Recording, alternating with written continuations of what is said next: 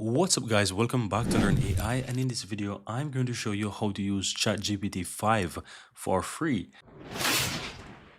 So you want to go ahead and type in chatgpt.com guys, and once you head over to that official website you will see that they're introducing the ChatGPT-5. Now as you can see here, I have an account, but if you don't have an account you want to go ahead and sign up with your email address. If you have a Google account, then you can easily go ahead and sign in and create an account with your Gmail account. You do some verification and you will have your account in no time. So once you sign in, you will see that they're introducing the GPT-5 and you can quickly use ChatGPT-5 for free, absolutely free, by doing this. As you can see, I am inside ChatGPT and they're introducing the GPT-5, and so you can use this. What they're saying is that ChatGPT now is more smarter, faster, and it's the most useful model yet with the thinking built in. So you can definitely get the most out of this. You can imagine that it's going to do some amazing things. So you can go ahead and you can go wild with ChatGPT-5,